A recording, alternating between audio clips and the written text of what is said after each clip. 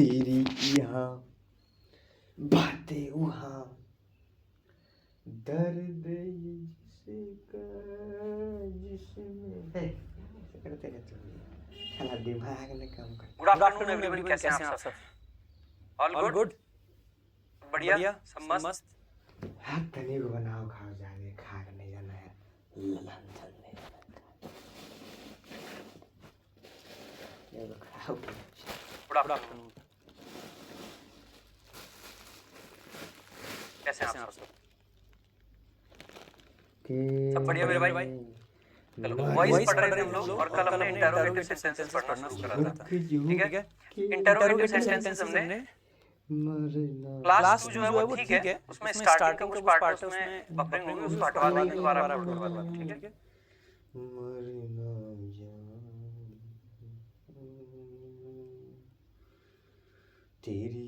ठीक है, क्लास 2 में जो इशू है वो हट जाएगा, चिंता ना करें, कोई दिक्कत मत लो भाई, आ जाओ। शुरुआत करेंगे भाई क्लास की, और लास्ट क्लास मतलब कल की क्लास थी हमारी, हमने उसमें इंटरोगेटिव सेंटेंसेस को पढ़ना स्टार्ट कर दिया था, है ना मेरे भाई? तो इंटरोगेटिव में ये वाली स्लाइड हमने पढ़ी थी। अब हम आगे की बात करेंगे, ठीक है? आपको इंटरोगेटिव सेंटेंसेस में मैंने बताया था कि दो प्रकार के होते हैं, एक तो आपके ये WH वर्ड वाले होते हैं, एक यस नो आंसर टाइप वाले होते हैं। यस नो आंसर टाइप के मैंने आपको बता दिए थे। WH वर्ड टाइप के जो है आज हम डिस्कस करेंगे, और ये काफी इंपॉर्टेंट पार्ट है आपका, तो इसका विशेष ध्यान देंगे मेरे भाई, ठीक है? तो आ जाइए मेरे भाई, क्या डिस्कस करेंगे? सबसे पहले यही बात कर लेते हैं। देखो, जब भी हम बात करते हैं WH वर्ड्स की, तो WH वर्ड में भी फर्दर दो प्रकार के हो सकते हैं, ठीक है? बात किसकी कर रहे हैं? WH words. WH वर्ड्स, एक WH वर्ड्स जो आपके क्या होते हैं, या तो आपका प्रोनाउन के तरीके से काम करेंगे वो, ठीक है? और या फिर आप कह सकते हैं कि वो एक डिटरमिनर का काम करते हैं, यानी कि उनके साथ में नाउन आता है, इसका काम करते हैं डिटरमिनर के तरीके से। और दूसरे प्रकार के जो WH वर्ड्स आपके होते हैं वो बेसिकली सामान्यतः आपका किसका काम करते हैं? एडवर्ब का काम करते हैं, ठीक है? कुछ तो एडवर्ब होते हैं और कुछ आपके नाउन प्रोनाउन होते हैं। अब ये दोनों चीजें मैं अलग पढ़ना क्यों जरूरी है? जैसे कि फॉर एग्जांपल बात करते हैं, जैसे मैंने लिखा व्हाई आर यू लाफिंग, आप हंस क्यों रहे हैं? या फिर दूसरा सेंटेंस लिखता हूँ, थोड़ा इसका पैसे बना सके ट्रांजिटिव वर्ब के साथ में, why did you help her. इस सेंटेंस को जैसे ही देखोगे आप, सेंटेंस को समझने का प्रयास करना जो मैंने अभी लिखा है, ठीक है? और एक सेंटेंस और लिख देता हूं मैं, ये वाला,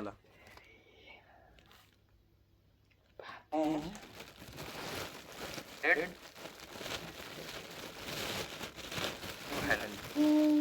दो सेंटेंसेस, दोनों सेंटेंस को समझ में भाई, ठीक है? अच्छे सेंटेंसेस हैं दोनों में।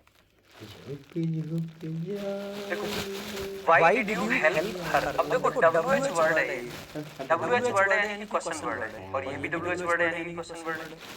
ये हेल्पिंग वर्ब है आप हो गए, ये भी हेल्पिंग वर्ब है, ठीक बात है? दोनों सेंटेंसेस में सिमिलरिटी दिख रही है।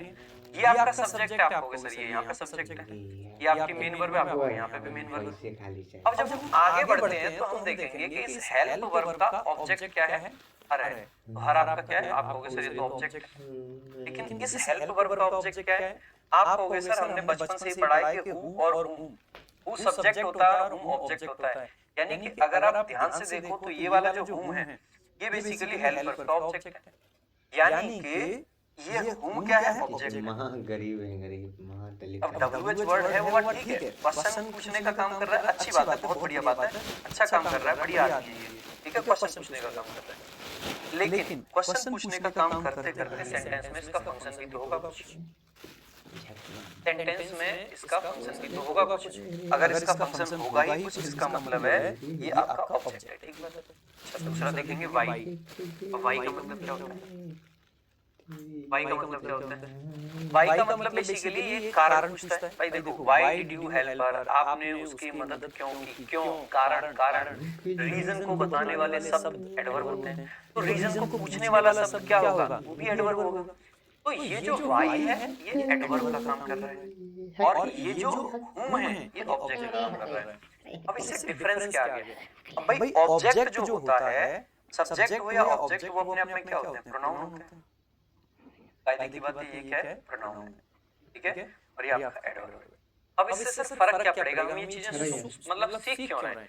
हम तो क्वेश्चन वर्ड कह के काम नहीं चला सकते ना, बिल्कुल नहीं चला सकते।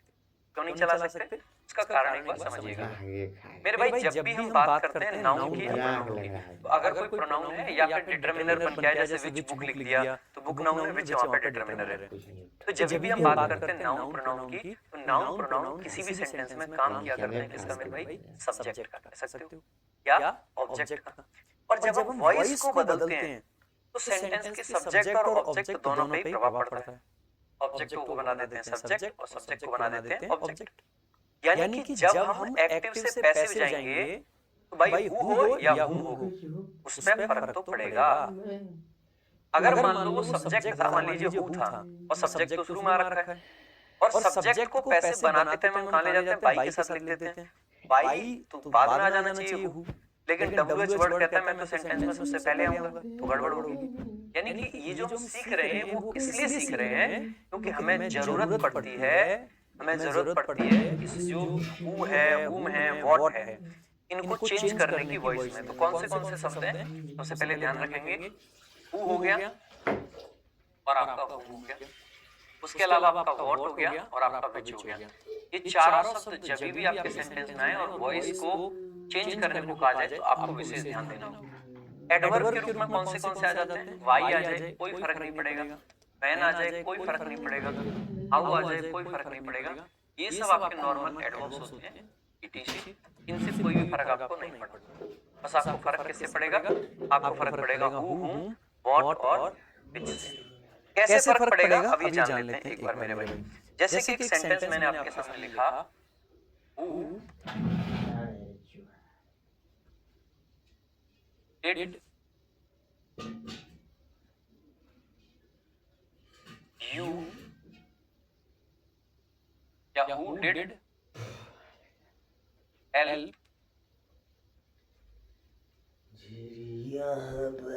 Who did help you. अब देखो पहले तो हमें ये जानना जरूरी है कि ये सेंटेंस सही भी है या गलत है। तो कैसे जानेंगे उसी बात पर चर्चा कर लेते हैं मेरे भाई। सबसे पहले हु डिड यू हेल्प। भाई ये जो यू है, आपको अगर मैं इसके बारे में बोलूं कि सर इस यू के बारे में थोड़ी जानकारी दो, ये सब्जेक्ट है या ऑब्जेक्ट, तो आप कहोगे सर यू जो है हेल्प वर्ब के बाद आया है, और अगर वर्ब के बाद आया है तो आप कह दोगे सर ये ऑब्जेक्ट है। ठीक बात है मेरे भाई, ये बात क्लियर है। अगर ये ऑब्जेक्ट है तो हु आपका क्या बनेगा? आप कहोगे सर ये सब्जेक्ट बनेगा। ठीक बात है कि नहीं मेरे भाई? आप कहोगे बिल्कुल ठीक बात है। एक बात बताइएगा, हम पास्ट इंडेफिनिट हो या प्रेजेंट इंडेफिनिट, जैसे कि हमें क्वेश्चन लिखना होता है, हमने लिखा डिड यू हेल्प, ये हम डिड क्यों लिखते हैं भाई? हम इसलिए लिखते हैं क्योंकि इंटरोगेटिव सेंटेंस कहता है कि हेल्पिंग वर्ब का प्रयोग सब्जेक्ट से पहले किया जाएगा। यही कहता है इंटरोगेटिव सेंटेंस, मानते हो?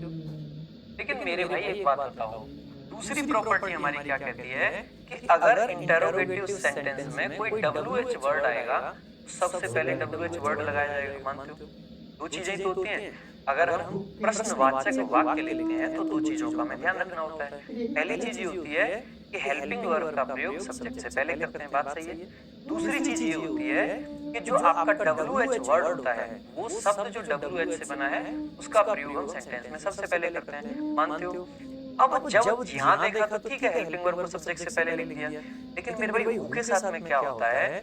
हु बड़ा अजीब है, और अजीब इसलिए है क्योंकि ये पहली बात तो सब्जेक्ट है और दूसरी बात ये WH वर्ड है। अब WH वर्ड है तो WH वर्ड की प्रॉपर्टी कहते हैं सबसे पहले आएगा, और क्योंकि इंटरोगेटिव सेंटेंस है तो हेल्पिंग वर्ब कहां जानी चाहिए? सब्जेक्ट से पहले। ध्यान रखना मेरे भाई, ऐसे केस में हमें हेल्पिंग वर्ब सब्जेक्ट से पहले नहीं, सब्जेक्ट के बाद ही रखनी होगी। हेल्पिंग वर्ब कहां जाएगी? बाद में जाएगी। हेल्पिंग वर्ब कहां जाएगी? बाद में रहेगी। अब क्योंकि हेल्पिंग वर्ब बाद में ही रहनी है तो क्या हेल्पिंग वर्ब की हमें जरूरत है? आपको बिल्कुल जरूरत नहीं है। भाई हेल्पिंग वर्ब हम प्रेजेंट इंडेफिनिट में और पास्ट इंडेफिनिट में तब यूज करते हैं जब या तो सेंटेंस में सब्जेक्ट से पहले हेल्पिंग वर्ब लिखने की जरूरत पड़ रही हो और या फिर सेंटेंस में नॉट के पहले हेल्पिंग वर्ब लिखने की जरूरत पड़ रही हो तो ही। तो इस सेंटेंस में आपको डिड को यूज करने की जरूरत ही नहीं है, आपको सिर्फ क्या लिखना चाहिए, हु हेल्प्ड यू। तो पहली बात आपको ध्यान रख लेना है, हु हो या व्हाट हो, हु और व्हाट जब सब्जेक्ट होते हैं, जब सब्जेक्ट होते हैं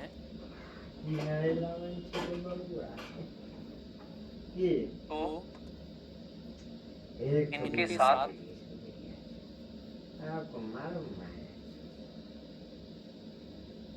हेल्पिंग वर्ब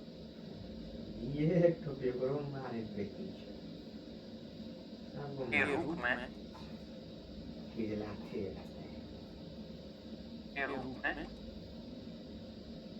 टू डस या डिड नहीं लगाते। इनके साथ में क्या नहीं लगाते हैं, टू डस या डिड नहीं लगाते, ठीक है, टू डस या डिड नहीं लगाते, ठीक है भाई। सेकंड क्लास में जो इशू है उसको समय से रिजॉल्व कर दिया जाएगा, चिंता ना करें। आज पता चला इशू आज ही रिजॉल्व हो जाएगा, शाम तक चिंता ना करें, ठीक है। जो बच्चे सेकंड क्लास की बार-बार शिकायत कर रहे हैं, घबराइए मत, सब सही हो जाएगा, ठीक है, घबराइए मत, सब सही हो जाएगा। आ जाइए, देखो ये बात सही समझ आ गई आपको। अब जब हम इसका पैसे बनाएंगे, अब मान लीजिए आपको इसका पैसे बनाना है, ठीक है, वैसे नॉर्मल पैसे आपको बनाना हो, जैसे कि आपका नॉर्मल एक इंटरोगेटिव सेंटेंस दूं मैं आपको कि सर इसका पैसे बनाओ, तो पैसे इसका कैसे बनाते हो, बहुत आसान तरीके से बन सकता है। कैसे बन जाएगा, इंटरोगेटिव वर्ड जो है उसको सबसे पहले रखा, वाई लिख लिया, आगे इसके बाद में हेल्पिंग वर्ब आएगी, तो मैनी नाइफ्स क्योंकि सब्जेक्ट बनने वाला है, सो मैनी नाइफ्स, इसका मतलब है इसके हिसाब से हैव आ जाएगा, ठीक बात है, बिल्कुल सही बात है, ठीक है। इसके बाद में आपका सब्जेक्ट क्या आ गया, सो मैनी नाइफ्स, क्योंकि भाई ऑब्जेक्ट को सब्जेक्ट बना देते हैं, सो मैनी नाइफ्स। अब क्योंकि परफेक्ट टेंस है तो इसको पैसे बनाने टाइम बीन का प्रयोग होगा और प्लस में वर्ब की थर्ड फॉर्म का प्रयोग होगा। Why have so many knives been bought by him? अब हमने किया क्या इसमें, हमने इंटरोगेटिव शब्द जो था आपका, जो क्वेश्चन वर्ड था, उसको ज्यों का त्यों स्टार्टिंग में ही रहने दिया। स्ट्रक्चर जो था वो इंटरोगेटिव ही रखा, उसमें कोई दिक्कत, कोई परेशानी नहीं होनी चाहिए, कोई बदलाव करने की आपको जरूरत नहीं पड़ेगी, ठीक है सर। आगे देखेंगे, देखो आगे देखेंगे, how should we contact them.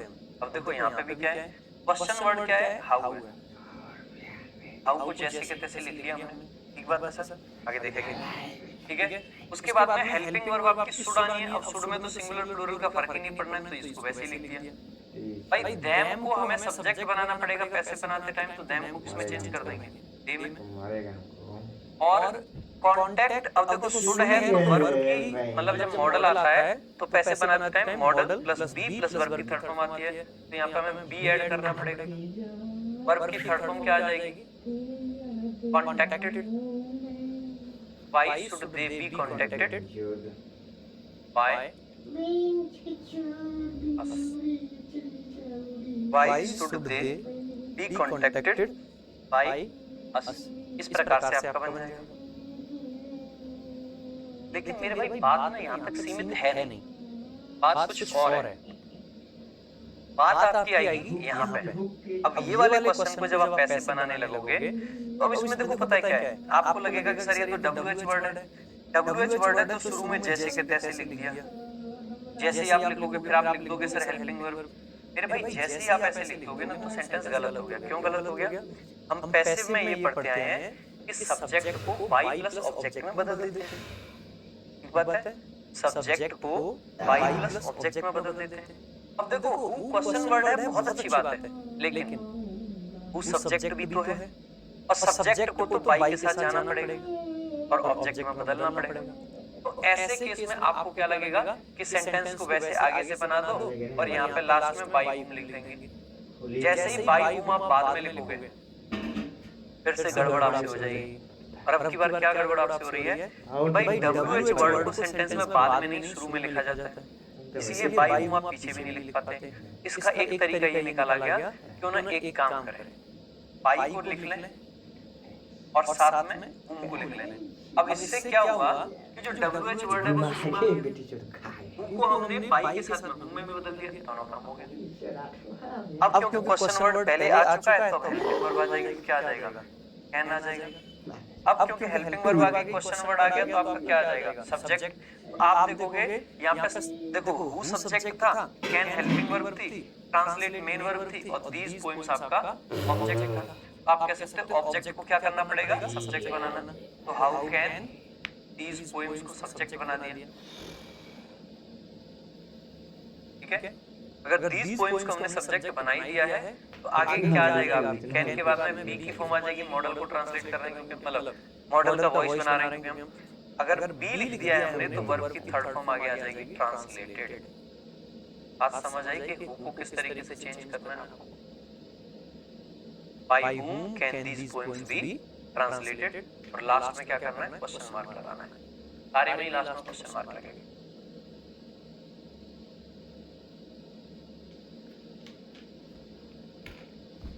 बात समझ आ गई। अब देखो ये तो नॉर्मल है, बिना WH वर्ड वाला है। Did the shopkeeper offer some discount, अच्छा इसको कल करा दिया था लास्ट क्लास में, ये करा दिए थे, रिपीट हो गया गलती से, इसको स्किप मार देंगे, छोड़ देंगे।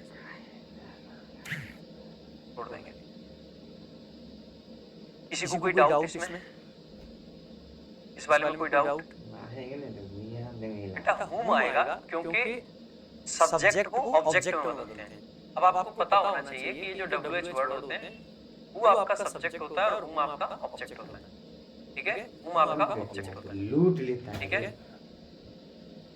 अभी हुम के कुछ और क्वेश्चन कराऊं, चलो पहले कुछ और क्वेश्चन करा देता हूं हुम के। तो पहले जो हमने अभी 2-3 बार सेंटेंस लिखा था, हु हेल्प्ड यू, इसको ट्रांसलेट करके बताओ भाई, मतलब इसको एक बार वॉइस चेंज करके बताओ भाई जल्दी से, फटाफट से। हु हेल्प्ड यू, कैसे इसका चेंज करोगे, जल्दी जल्दी बताएंगे एक बार कैसे चेंज होगा, ठीक है, फटाफट से चेंज करके बताएंगे। हाँ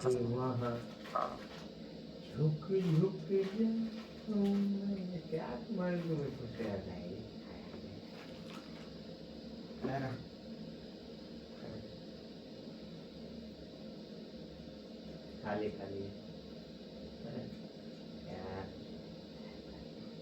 अरे पूरा हाथ एक खराब है, बोलेंगे तो तुम सुन ही नहीं पाओगे।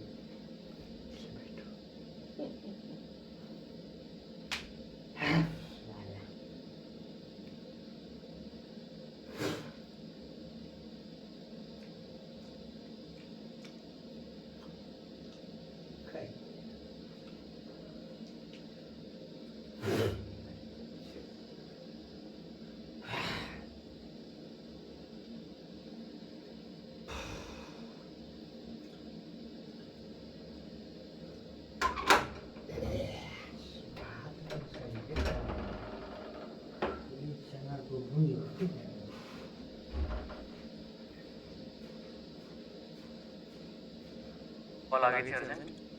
देखो हु हेल्प्ड यू, जैसे ही आप इस सेंटेंस को देखते हो भाई, सबसे पहले आपने क्या देखा कि ये क्या है, सब्जेक्ट, ये आपकी वर्ब है, ये आपका ऑब्जेक्ट। ऑब्जेक्ट को क्या करते हैं, सब्जेक्ट बना देते हैं। सबसे पहले हु से शुरू हुआ है, आपको बाय हुम लिख देना है, क्या लिख देना है, बाय, ठीक है।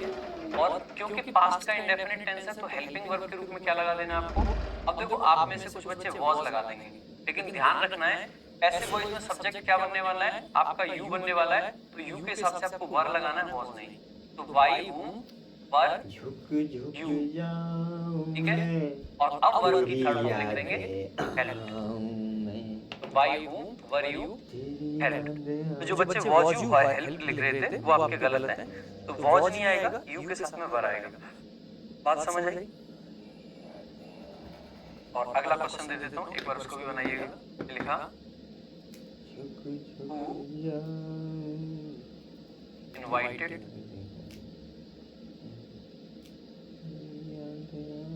The party.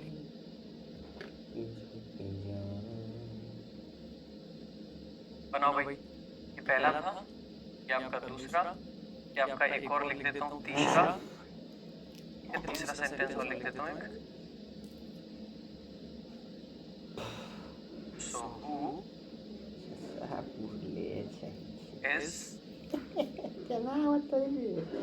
is disturbing Radhika? Radhika को डिस्टर्ब कौन कर रहा है?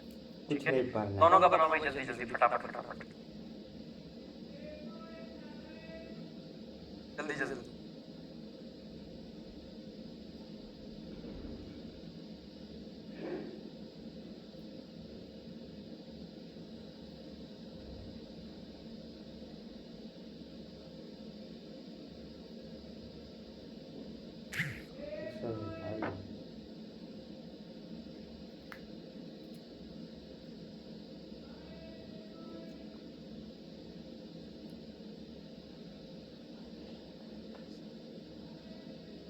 कुछ बस वे ही नहीं करते।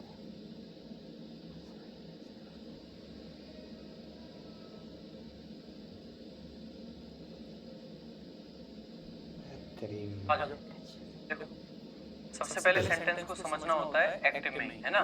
जितना अच्छा से एक्टिव में समझ जाओगे। इनवाइटेड आपकी वर्ब है, वो आपका सब्जेक्ट है, यू आपका क्या हो जाएगा? ऑब्जेक्ट हो जाएगा। टू प्रीपोजिशन, उसका ऑब्जेक्ट है द पार्टी। सेंटेंस में क्योंकि हु से शुरू है तो बाई हुम से स्टार्ट करेंगे। एक बात है मेरे भाई, तो बाई हुम लिख दिया, ठीक है, आगे चले।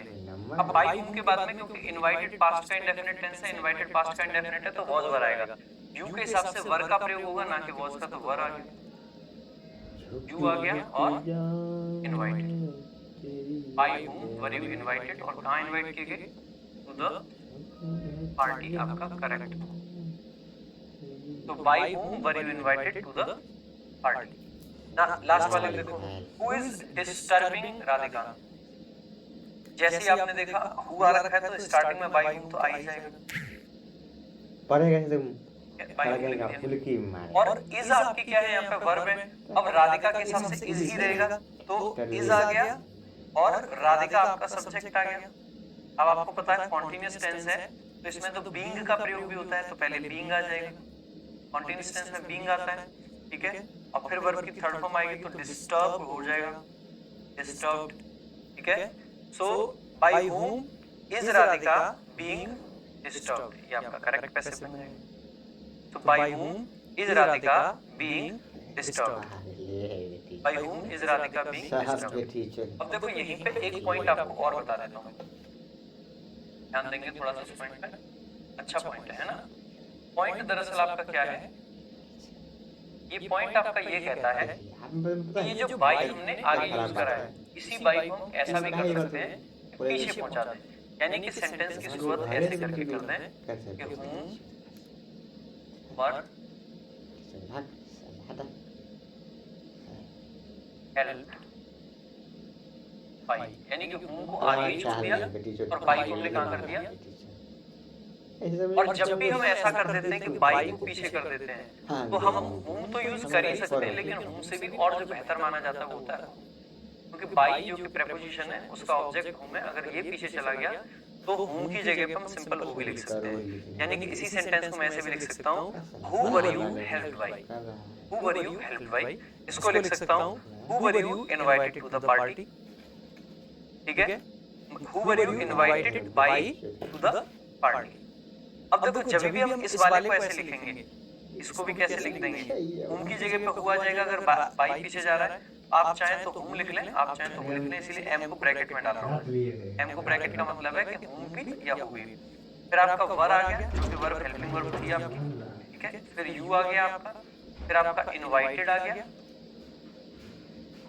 फिर आपका बाई आ गया, और फिर आपका टू आ गया और द पार्टी। अब जब हम ऐसा सेंटेंस लिख देते हैं, अब बच्चों को ताज्जुब होता है कि सर दो प्रीपोजिशन एक साथ कैसे आ गए? बाई भी आ गया, टू भी आ गया। मेरे भाई दो इसलिए आ गए क्योंकि इस बाई का जो ऑब्जेक्ट है वो यहाँ पे है और इस टू का ऑब्जेक्ट यहीं पे है। बाई का ऑब्जेक्ट आगे जा रखा है, इसीलिए ऐसे केस में हम क्या कर सकते हैं, कई बार ये ऐसा करना पॉसिबल होता है कि हम बाई हुम की जगह पे हु यूज कर लें और बाई को पीछे भी भेज दें। अकेला हूं भी आ सकता है, वो भी आ सकता है और बाई हूं भी आ सकता है। तो तीनों केसेस पॉसिबल होते हैं। तीनों में से सबसे ज्यादा कौन सा सही माना जाता है? तो हमेशा और हमेशा ये जो बाई हूं वाला है इसको प्रेफरेंस देंगे। इसके बाद में सेकंड नंबर पे इस हूं वाले को प्रेफरेंस दे देते हैं और हूं वाले को। ठीक है, तो ये ध्यान रखेंगे, बाई हूं वाला सबसे ज्यादा सही है। कुछ नहीं है, समझ रहे हो? कुछ नहीं है, दिखाएगा बेटा क्या चीज समझ नहीं आई तेजपाल वर्मा? ऐसी क्या चीज है जो समझ नहीं आई? कोई पॉइंट तो बताओ कि ये वाली बात समझ नहीं आई। ऐसे तुम जस्ट ये कह देना कि समझ नहीं आया। क्या समझ नहीं आई ये तो बताओ ना। मैंने तो बहुत सारी बातें बताई। देखो ऐसे ये बाई हूं इज राधिका बीइंग डिस्टर्ब्ड, इसको भी हम क्या कर सकते हैं? बाई को पीछे ले जाएं तो हम एक तरीके से ऐसे लिख सकते हैं, हूं इज राधिका, हूं is Radhika being disturbed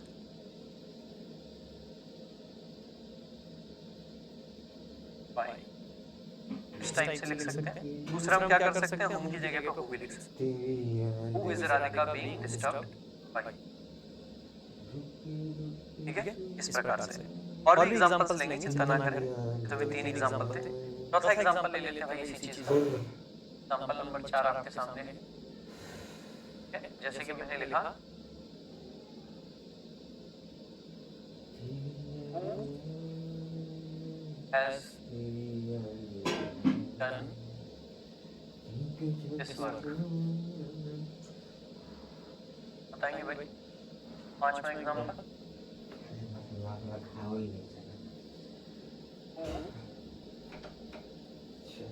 will you, who will complete the task, who will complete the task। Number 6 हमने लिखा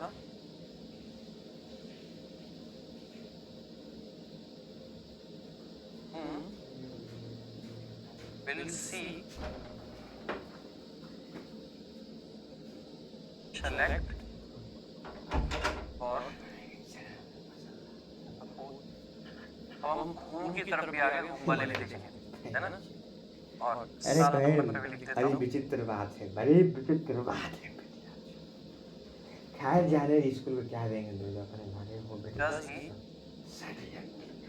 like, does he like,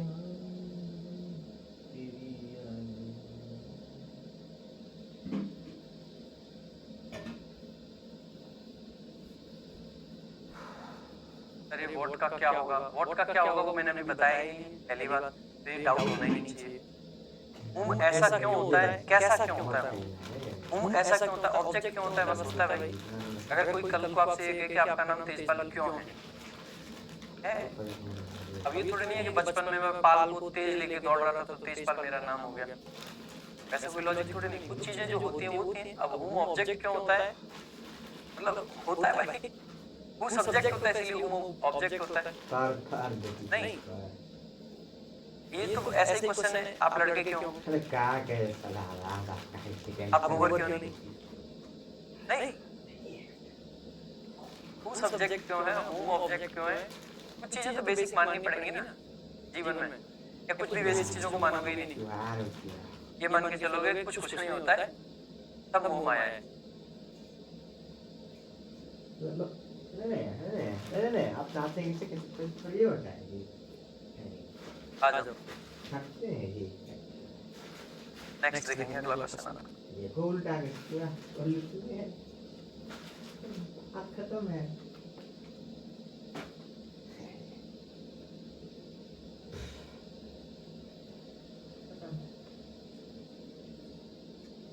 देखो, who has done this work।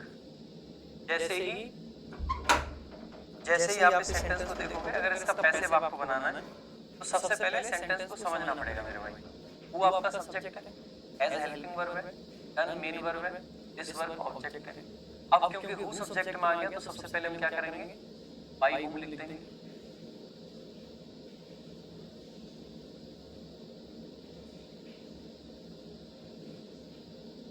By हूं आ गया, हेल्पिंग वर्ब के रूप में अब हैज आ जाएगा क्योंकि दिस वर्ब सिंगुलर है, हैज आ गया।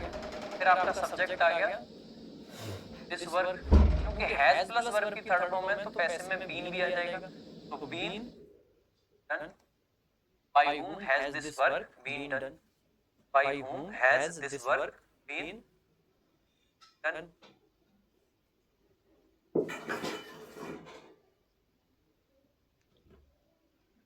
ठीक है, आगे देखो पांचवा, who will complete the task? Who will complete the task? तो who आपका क्या है? सब्जेक्ट है, will आपकी हेल्पिंग वर्ब है, complete आपकी मेन वर्ब है, the task आपका ऑब्जेक्ट है। ऐसे बनाते टाइम द टास्क को सब्जेक्ट बना देंगे तो सबसे पहले तो बाय whom से शुरुआत कर देंगे। बाय whom हेल्पिंग वर्ब के रूप में विल आ जाएगा, विल सब्जेक्ट के रूप में द टास्क आ जाएगा, by whom will the task. ठीक है, और क्योंकि पैसिव मॉडल का बनाना है तो विल प्लस वर्ब की फर्स्ट फॉर्म में बी आएगा, तो बी और उसके बाद में वर्ब की जो थर्ड फॉर्म है वो आ जाएगी कंप्लीटेड। तो bye whom will the task be completed, इस प्रकार से पैसे बन जाएगा। सिंपल है भाई, ऐसा कुछ मुश्किल नहीं है। अब देखो गलती बच्चे क्या कर रहे हैं, मुन्नी कह रहे हैं सर ये विल के बाद will the task been completed। क्या मैंने ये कहा था कि मॉडल प्लस बीन आता है? नहीं कहा मैंने कहा था हैज प्लस बीन आता है। अब देखो ये जो दिक्कत है ना, ये आपकी बेसिक चीजों को याद रखने की है। अब बेसिक चीजें कुछ तो याद रखनी पड़ेंगी ना मेरे भाई। नहीं, बेसिक चीजें हमें खाना खाना याद रखना पड़ता है, पानी पीना हमें याद रखना पड़ता है। मान लीजिए हम बेसिक चीजें भूल जाएं और कल को हमें पानी प्यास लगी और बंद करके मैं अपनी नाक में पानी डाल लें, तो गड़बड़ हो जाएगी कि नहीं हो जाएगी? गलत हो जाएगा, बहुत बड़ी गड़बड़ हो जाएगी। नहीं भाई, और कल को मान लीजिए कान में खुजली हो रही है और हम भूल जाएं कि कान हमारे ये है और ये तो आंख है, और सीधे माचिस की तीली ले और आंख में ऐसे खुजाने लग जाए, हो जाएगी कि नहीं गड़बड़? कुछ बेसिक चीजें तो हमें याद रखनी पड़ेंगी। तो अगर आप विल आपकी मॉडल वर्ब है, मैं कम से कम 50 बार आपको ये बात बोल चुका कि विल मॉडल वर्ब है, इसके बाद में वर्ब की बेस फॉर्म आती है, और फिर भी आप बीन लगाओगे तो गड़बड़ होगी। सदनी को भाई कहीं बकचोदा है, तो गड़बड़ होगी। मैं आपको कई बार बता चुका हूँ कि हैज आपकी ऐसी वर्ब है जिसके बाद में अगर कोई और वर्ब आएगी, हैज हो, हैव हो, तो उनके बाद में वर्ब की थर्ड फॉर्म आएगी। तो अगर इस हैज के बाद में आप बीन की जगह पे बी लगाओगे तो गलती तो आपकी है ही नहीं। मैंने चाहा। अब एक बच्चा कह रहा है कि सर बाई को लास्ट में कर दीजिए। आपका अगर ऐसा मन है कि बाई को लास्ट में कर दें, आपकी बात सराहना होगा, बाई को लास्ट में कर देते हैं, कोई दिक्कत नहीं है। तो शुरुआत में हूं चाहे तो हूं लिख दें, लिख दें, हैज लिख दें, उसके बाद में दिस वर्क लिख दें, जैसे ऊपर लिखा हुआ कुछ चेंज थोड़ी करना था। फिर बीन लिख दें, फिर आपका डन लिख दें, और लास्ट में क्या करें, बाई को लिख दें। क्या दिक्कत है? झुक जाऊं मैं तेरी सम डिस्काउंट सिंगुलर है, ठीक है। पैसिव का यूज करते कहां है? आपके पेपर में सीधा सा आएगा। ये सेंटेंसेस का वॉइस चेंज कर दो चुपचाप। कहां करना है? पेपर में करना है भाई। तो अगर कोई पूछे पैसिव का यूज कहां करते हैं तो पेपर में करना है, ठीक है। और कहां करेंगे? क्यों करते हैं? पैसिव वॉइस का यूज तब किया जाता है जब सेंटेंस का जो सब्जेक्ट है, जो वर्ब का सब्जेक्ट है, वो उस वर्ब में होने वाले एक्शन को करे नहीं बल्कि वो उस एक्शन से प्रभावित हो। तो ऐसे केस में पैसिव वॉइस का यूज किया जाता है। ऐसे क्वेश्चंस भी मैं कराऊंगा एक क्लास में, यहाँ पे एरर डिटेक्शन पे बेस्ड कुछ क्वेश्चंस होंगे, ठीक है सर। अब एक भाई कह रहा है कि सर विल की जगह वुड नहीं लगाएंगे क्या? कल मैंने स्ट्रिक्टली ये बोला था कि टेंस चेंज नहीं करना है। विल का वुड नहीं होगा, कैन का कुड नहीं होगा, ये सब नरेशन हुआ करता है, अभी नहीं, ठीक है।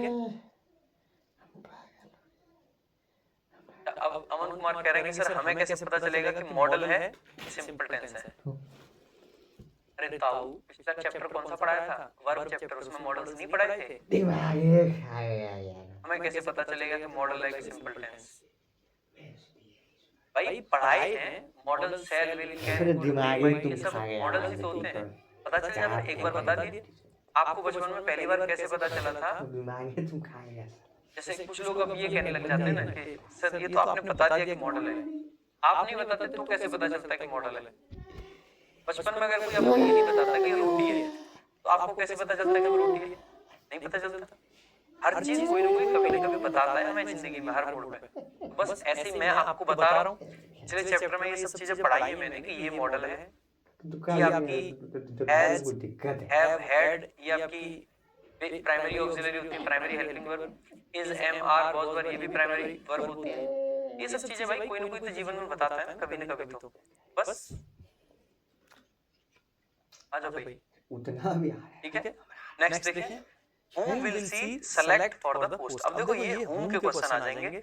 अब whom में एक नई समस्या है, और नई समस्या नहीं, वो समस्या आसान है whom वाली।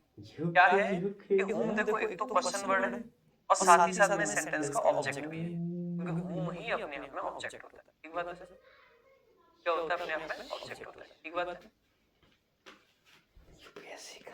whom अपने आप में ऑब्जेक्ट होता है। अब whom ऑब्जेक्ट भी है और डबल एच वर्ड भी है। जब हम पैसिव वॉइस बनाते हैं तो ऑब्जेक्ट को सब्जेक्ट बना देते हैं, और जनरली सब्जेक्ट कहाँ लिखे जाते हैं, पहले लिखे जाते हैं। दूसरी बात, डबल एच वर्ड भी पहले लिखे जाते हैं। तो अगर मैं इस whom को who कर दूं तो मेरे दोनों काम सही हो गए। पहला काम ये हो गया कि जो ऑब्जेक्ट था वो सब्जेक्ट में कन्वर्ट कर दिया गया, दूसरा ये कि डबल एच वर्ड सेंटेंस की शुरुआत में आ गया। तुम बुलाते नहीं हो बेटा, अरे अरुण लागे रे डर। तो हु आपका हो गया, इसके बाद में आपकी हेल्पिंग वर्ब आ गई, क्या, विल। अब देखो ये जो सब्जेक्ट था ये तो बाई प्लस ऑब्जेक्ट में, हेल्पिंग वर्ब अगर आ गई है तो अब तो सीधे मेन वर्ब आएगी, क्योंकि सब्जेक्ट तो हम ऑलरेडी लिख चुके हैं। भाई हेल्पिंग वर्ब और मेन वर्ब के बीच में ऑब्जेक्ट नहीं आता है, हेल्पिंग वर्ब और मेन वर्ब के बीच में सब्जेक्ट आता है। यहाँ ये सी सब्जेक्ट था तो ये हेल्पिंग वर्ब और मेन वर्ब के बीच में आ गया, लेकिन यहाँ पे तो हु सब्जेक्ट है, तो क्या यहाँ पे कुछ आएगा हेल्पिंग वर्ब और मेन वर्ब के बीच में? आपको क्यों आएगा, इनमें थोड़े ना जो आएगा। हम आसानी से कह सकते हैं कि विल आपकी हेल्पिंग वर्ब है और मेन वर्ब बेसिकली आपकी सेलेक्ट है। तो सेलेक्ट वर्ब को पैसिव में बदलना है तो पहले बी की फॉर्म आएगी और फिर आपका क्या आ जाएगा, वर्ब की थर्ड फॉर्म सेलेक्टेड। कोई वैल्यू नहीं है सेलेक्टेड, और किसके द्वारा सेलेक्ट किया जाएगा, और किसके लिए सेलेक्ट किया जा रहा है भाई, फॉर द पोस्ट, और द पोस्ट बाय her। तो who will be selected for the post by her। Simple सी बात।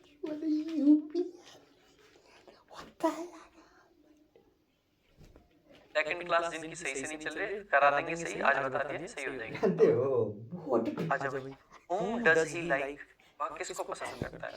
देखो बहुत सिंपल सी बात है, whom आपका क्या है सर, ऑब्जेक्ट है, does आपकी हेल्पिंग वर्ब है, he आपका सब्जेक्ट है, like आपकी मेन वर्ब है। whom को सीधे के सीधे बिना सोचे समझे whom में चेंज कर सकते हैं, कोई दिक्कत नहीं। अब देखो कौन सा टेंस है आपका, प्रेजेंट का इंडेफिनिट। प्रेजेंट के इंडेफिनिट को पैसिव में बनाते टाइम क्या करते हैं, इज, एम, आर के साथ में वर्ब की थर्ड फॉर्म आती है। तो हु के हिसाब से अगर आपकी वर्ब आएगी एम या आर नहीं, इज आ जाएगी, ठीक है। और लाइक वर्ब का तो थर्ड फॉर्म है, वो क्या बन जाएगा आपका, लाइक बन जाएगा, हु इज लाइक्ड बाय। इस प्रकार से आपका पैसिव है, ठीक है। इससे बात करिए,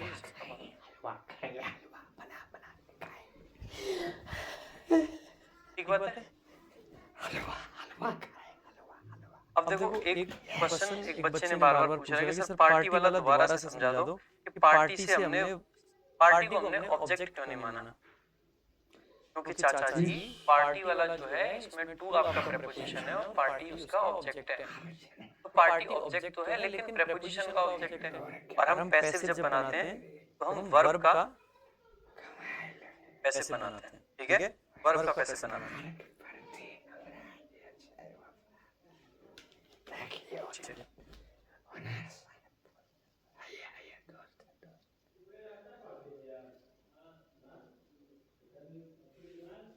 ठीक है भाई।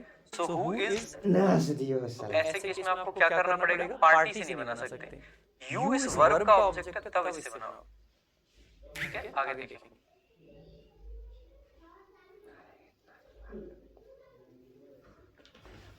नेक्स्ट देखेंगे अगला। तो whom के हो गए भाई। अब बात कर लेते हैं व्हाट की। WH वर्ड का फार्मूला लिख दीजिए, ये केमिस्ट्री के फार्मूले चल रहे हैं यहाँ पे। अरे सबसे पहले WH वर्ड आता है, फिर हेल्पिंग वर्ब आती है, फिर सब्जेक्ट आता है। क्या दिक्कत है इस फार्मूले में, हर चीज के फॉर्मूले चाहिए। चम्मच ला के दूध पिला दूं तुम लोगों को अभी मैं? चाहे हम बच्चे हैं। अरे 12वीं तो कम से कम पढ़ करके आए हो। नेक्स्ट अच्छी होगी। अब यहाँ पे एक भाई कह रहा है कि सर बीइंग तो आपने लिखा ही नहीं, क्यों लिख दूं इसमें बीइंग? कॉन्टिन्यूअस टेंस है ये जो बीइंग लिख दूं इसमें? हाँ भाई ये जो इज है ये बी की ही फॉर्म है। Is am are was were plus third form ही तो होता है। आगे देखेंगे। चलो भाई कुछ क्वेश्चंस आपके सामने और अब की बार हमारे ना व्हाट और व्हिच के साथ है। अब इनका भी आंसर करेंगे। अब देखो व्हाट और हु और हुम में तो देख के पता चल जाता है कि हु सब्जेक्ट है और हुम ऑब्जेक्ट है। व्हाट और व्हिच में तो एक और समस्या है। समस्या ये है उसमें पता लगाना पड़ेगा कि व्हाट सब्जेक्ट है या ऑब्जेक्ट। व्हिच के साथ में जो शब्द आ रहा है वो ऑब्जेक्ट है या सब्जेक्ट है तो पता लगाना पड़ेगा। याद नावे सुवारे रात जुआ में दिल से तेरी याद नावे सुवारे रात जुआ में तेरा यहाँ बाकी जहाँ। देखो Which movies have you watched? जैसे ही आप इस सेंटेंस को देखते हो दिल से सबसे पहले मैंने क्या कहा है आपको एक्टिव वॉइस पर काम करना पड़ेगा तभी आप पैसिव अच्छे से बना पाओगे। ठीक है देखो एक बार Which movies आपका आ गया। अब आपको नहीं पता ये क्या है छोड़ दीजिए। हैव आपका है ये तो हेल्पिंग वर्ब है। यू आपका आया है और फिर वॉच्ड आया है। आप कह सकते हो वॉच्ड आपकी क्या है मेन वर्ब है। कह सकते हो कि नहीं कह सकते हो? यानी वॉच्ड आपकी क्या है मेन वर्ब। अगर दोस्त ये मेन वर्ब है तो ये यू आपका सब्जेक्ट रहा होगा या ऑब्जेक्ट? खुद से बताओ। ये अगर मेन वर्ब है तो ये यू सब्जेक्ट रहा होगा या ऑब्जेक्ट? भाई इतना तो आप जानते हो ना कि जो मेन वर्ब होती है इसके इस साइड में क्या होता है सब्जेक्ट और इसके इस साइड में क्या होता है ऑब्जेक्ट। मानते हो ये बात? तो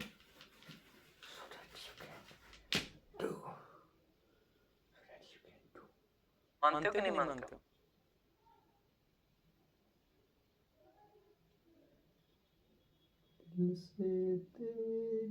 कैसे बताऊं यार इन लोगों को?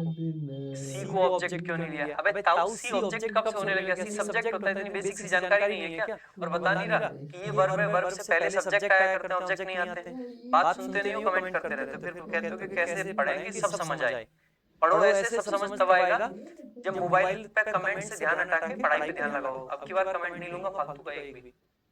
ठीक है तो खुद से सोचो भाई अगर आप मेन वर्ब देख रहे हैं तो मेन वर्ब से पहले सब्जेक्ट आता है, मेन वर्ब के बाद में ऑब्जेक्ट आता है। अब आप कहोगे सर हूम तो आपका ऑब्जेक्ट होता है लेकिन ये तो पहले आता है। बेटा ये क्वेश्चन वर्ड है इसलिए पहले आ जाता है। जनरली ऑब्जेक्ट बाद में ही आते हैं लेकिन अगर ऑब्जेक्ट क्वेश्चन वर्ड के फॉर्म में तो वो तो पहले ही आएगा, उसमें तो कुछ कर नहीं सकते हम। लेकिन अगर हम यू को देखें, अगर यू वर्ब से पहले आया है इधर, आप आसानी से कह दोगे कि सर यू आपका सब्जेक्ट है। ठीक है अगर यू आपका सब्जेक्ट है तो ये हेल्पिंग वर्ब है और अगर यू सब्जेक्ट है ये मेन वर्ब है, ये हेल्पिंग वर्ब है तो ये व्हिच मूवीज क्या बचेगा? आप कहोगे सर अब तो ये ऑब्जेक्ट बनेगा ना कि तो व्हिच मूवीज आपका क्या है? ऑब्जेक्ट है। ठीक है व्हिच मूवीज ऑब्जेक्ट है, हैव हेल्पिंग वर्ब है, यू सब्जेक्ट है और वॉच्ड आपका मेन वर्ब है। अब अगर जब ये डिसाइड ही कर चुके कि क्या सब्जेक्ट है, क्या मेन वर्ब है, क्या ऑब्जेक्ट है, फिर तो बनाना बहुत आसान है। ये आपका क्या बन गया था? ऑब्जेक्ट। ये हेल्पिंग वर्ब, ये आपका सब्जेक्ट। पैसिव बनाते टाइम जो सब्जेक्ट होता है उसको ऑब्जेक्ट बना देते हैं और ऑब्जेक्ट को सब्जेक्ट। यानी कि अब की बार ये जो व्हिच मूवीज है इसको सब्जेक्ट बनाना पड़ेगा तो व्हिच मूवीज को स्टार्टिंग में लिख दिया। अब इससे दोनों काम हमारे सिद्ध हो गए। पहला ये सिद्ध हो गया कि जो व्हिच मूवीज जो कि आपका क्या था ऑब्जेक्ट, वो सब्जेक्ट बन गया। और दूसरा डब्ल्यूएच वर्ड सेंटेंस के कहां पे आ गया? शुरुआत में आ गया। तो डब्ल्यूएच वर्ड शुरुआत में आ गया और व्हिच मूवीज को हमने सब्जेक्ट बना दिया। ठीक है आगे अब क्योंकि सब्जेक्ट आपका आ चुका है, अब मूवीज तो प्लूरल है, अगर प्लूरल है तो हैव आपकी हेल्पिंग वर्ब आ गई। ठीक है अब क्योंकि पैसिव बनाना है तो वॉच्ड को बीन प्लस वर्ब की थर्ड फॉर्म में बदल देंगे। बीन वॉच्ड और जो आपका सब्जेक्ट था वो बाई के साथ लास्ट में लिख देंगे बाई। तो which movies have been watched by you? Which movies have been watched by you? अब देखो what has this accident caused? अब देखो caused आपकी क्या है? वर्ब है। अगर caused आपकी वर्ब है तो this accident क्या बनेगा? आप कहोगे सर वर्ब से पहले आया है, इसका मतलब पक्की बात है सब्जेक्ट बनेगा। अगर ये सब्जेक्ट है तो what आपका क्या बनेगा? आप कहोगे सर ऑब्जेक्ट। what आपका क्या बनेगा? ऑब्जेक्ट बनेगा। ठीक है, what आपका क्या बनेगा? ऑब्जेक्ट बनेगा। ठीक है, सो what ऑब्जेक्ट है, ये हेल्पिंग वर्ब है, ये सब्जेक्ट है, ये मेन वर्ब है। तो अगर सब्जेक्ट ऑब्जेक्ट पता है तो फिर तो कोई दिक्कत ही नहीं है। what ऑब्जेक्ट है, पैसिव वॉइस में क्या बन जाएगा? सब्जेक्ट बन जाएगा सेंटेंस की शुरुआत में, लिख दिया। हेल्पिंग वर्ब के रूप में हैज आ गया आपका। caused है, अगर caused है तो इसका मतलब है इसको been plus V3 में लिखेंगे, तो what has been caused, इसके द्वारा भाई तो by प्लस में जो सब्जेक्ट था उसको ऑब्जेक्ट बना देंगे, by this accident, what has been caused by this accident।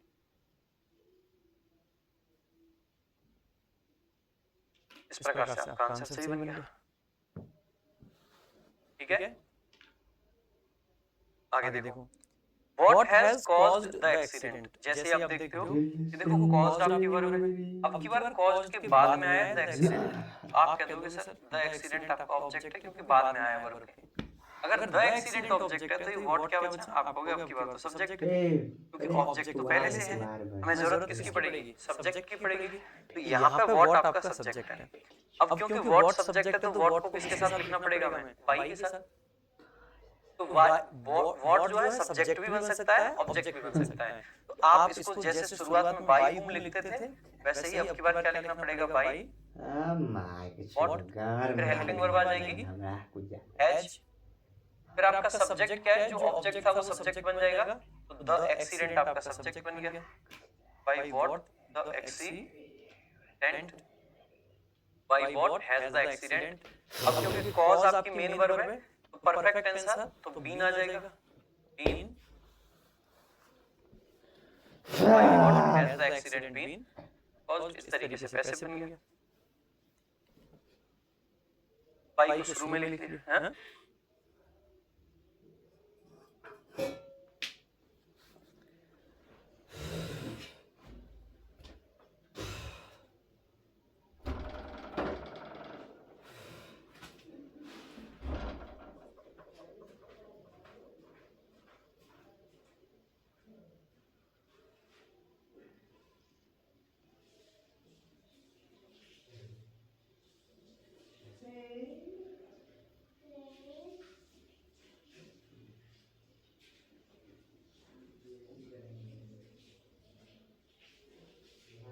देखो भाई आगे, which city will you visit this year? Which city will you visit this year? जैसे आप इस सेंटेंस को देखोगे, you को देखो भाई। अब visit वर्ब है ये, अब you इसके पहले है तो you सब्जेक्ट रहेगा या ऑब्जेक्ट? आप कहोगे सब्जेक्ट रहेगा सर। अगर you आपका सब्जेक्ट है तो ये जो cities है, which cities, ये आपका क्या बन जाएगा? आप कहोगे सर ये तो ऑब्जेक्ट है, ये हेल्पिंग वर्ब है, ये मेन वर्ब है। this year आपका एक एडवर्ब है, टाइम को बता रहा है। दिस ईयर क्या है? एडवर्ब है। तो आप आसानी से कह सकते हो कि सर पैसिव बनाते टाइम इस ऑब्जेक्ट को सब्जेक्ट बनाएंगे तो शुरुआत में क्या लिख दिया? which cities, which cities। ठीक है, आगे आप क्या लिखेंगे मेरे भाई? आपकी वर्ब आ जाएगी, विल आ गया। ठीक है, और विजिट वर्ब को पैसिव में लिखेंगे तो बी विजिटेड आ जाएगा। और लास्ट में फिर आप दिस ईयर जैसे लिखा हुआ था उसको वैसे के वैसे छोड़ दो, दिस ईयर। और जो सब्जेक्ट था उसको बाई के साथ में ऑब्जेक्ट बना के लिख देंगे, बाई। तो which city will be visited by you this year? which city will be visited this year by you? ठीक है, इस तरीके से आपका पूरा का पूरा बन जाएगा। 2 नंबर का Hindi translation, what has this accident caused? चारों का हिंदी ट्रांसलेशन बता देता हूँ। Which movies have you watched? आप कौन सी मूवीज देख चुके हैं? इसका पैसिव है which movies have been watched by you, आपके द्वारा कौन सी मूवीज देखी जा चुकी है। What has this accident caused? इस एक्सीडेंट ने क्या कॉज किया है? या what has been caused by this accident, इस एक्सीडेंट के द्वारा क्या कॉज किया गया है। what has caused the accident, क्या ऐसा था जिससे एक्सीडेंट हो गया, या एक्सीडेंट किस चीज के द्वारा हुआ है। which city will you visit this year, आप इस साल कौन सी सिटी विजिट करोगे, या कौन सी सिटी इस साल विजिट की जाएगी आपके द्वारा। सिंपल सी बात है, ठीक है। तो भाई ये थे आपके व्हाट के और व्हिच के, थोड़ा सा कॉम्प्लिकेटेड रहते हैं लेकिन कोई दिक्कत की बात नहीं है। कल से भाई हम आगे की बात करेंगे और कल हम पढ़ेंगे इंपेरेटिव सेंटेंसेस। इंपेरेटिव सेंटेंसेस के पैसिव किस तरीके से बनाए जाएंगे वो हम कल की क्लास में पढ़ेंगे। तो आज के लिए और अभी के लिए रखेंगे सिर्फ इतना ही। मिलेंगे कल की क्लास यानी अगली क्लास में। तब तक के लिए हंसते रहो, मुस्कुराते रहो, पढ़ते रहो और थोड़ा दिमाग से सीख लो बदतमीजो, ऐसे क्वेश्चन पूछते हो, ठीक है। Thank you so much. जय हिंद, जय भारत।